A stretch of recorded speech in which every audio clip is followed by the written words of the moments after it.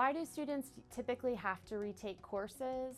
Well, one of the first and unfortunate reasons is that sometimes students aren't successful with the class the first time. Other classes allow for multiple instances of a class if a topic is differing, but you do need to check the course catalog to determine if retaking is an option for that particular course. So what steps could a student take to avoid retaking a class? Well, my first piece of advice is go to class. However, there are instances where maybe there's something that is legitimately preventing you from being successful.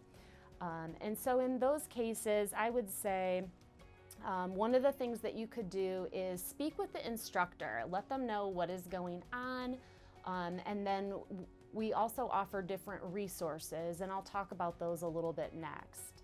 I also encourage students to check your degree audit. So by monitoring your progress through your online degree audit, which is through your MyBGSU, you can track to make sure that you haven't already taken the course. Also, our Office of Registration and Records typically sends out emails to students to their MyBGSU email account and lets them know if they're noticing a retake or a repeat of a course that isn't allowed.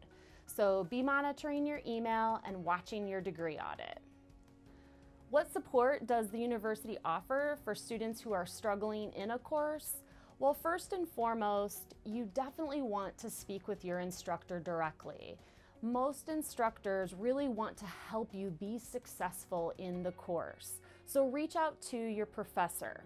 You also can go to the Learning Commons. The Learning Commons website is a free service. You can look to see what tutors are available, and then there's even an option to request a tutor if they don't already have existing tutoring already set up for that course.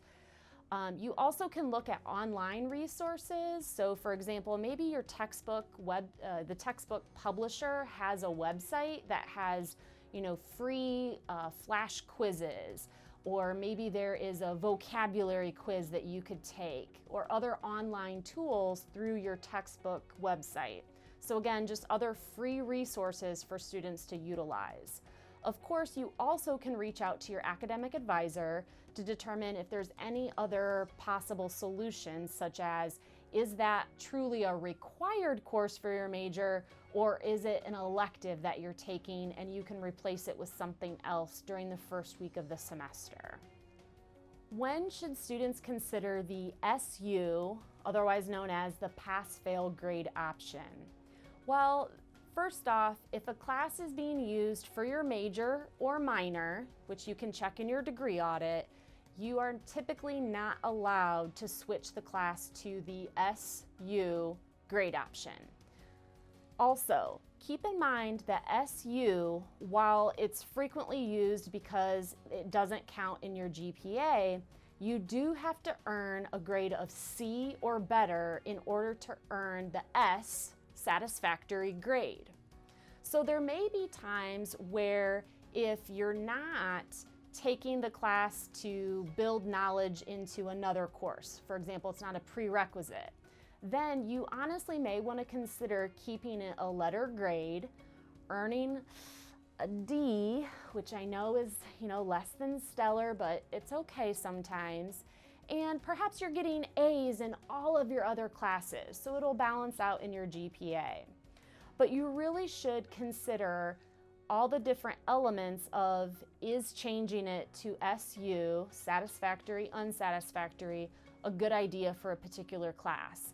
Again, talking with your academic advisor may be wise to help you negotiate the pros and cons of your decision.